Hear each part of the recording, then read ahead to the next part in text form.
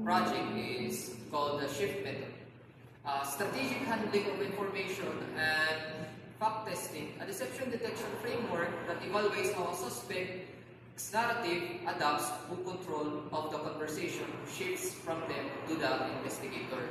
Meaning that we're going to use the conversation as a method to detect if a person is lying.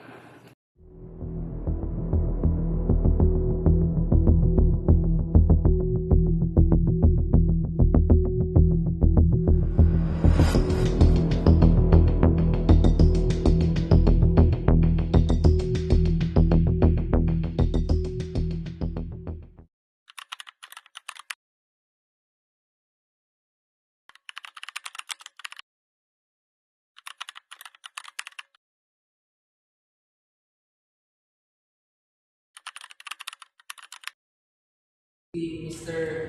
Olvida, meron akong itatanong sa iyo. Anong ginagawa mo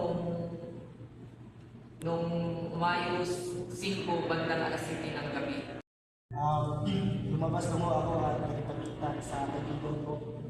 Kung nakita lang kami ay kumain lang kami, gumala, nanood ng sine, nag-usap, nagkwentuhan, and then pagkatapos is umuwi na kami.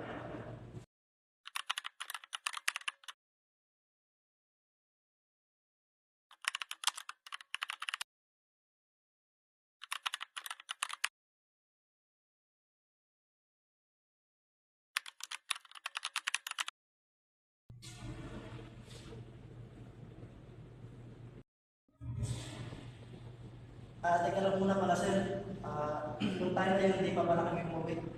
May nilaatan lang kami isa pa namin kaibigan, tapos tumambay lang kami doon at nagpintuhan sa grid.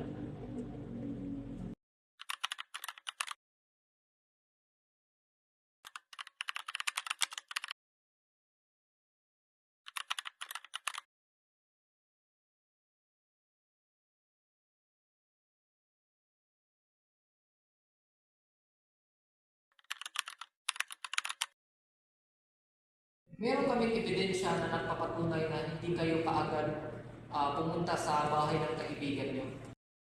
Mga karasin, pumunta muna pala kami sa tulay, tumambay kami muna doon. Tapos pagkatapos kami tumambay ay pumunta na rin kaagad kami sa kaibigan namin.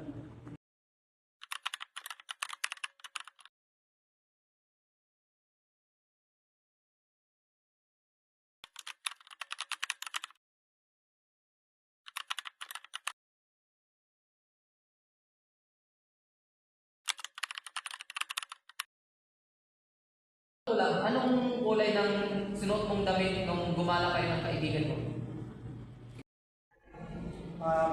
Kulay mo sir, hindi ko masyadong matandaan.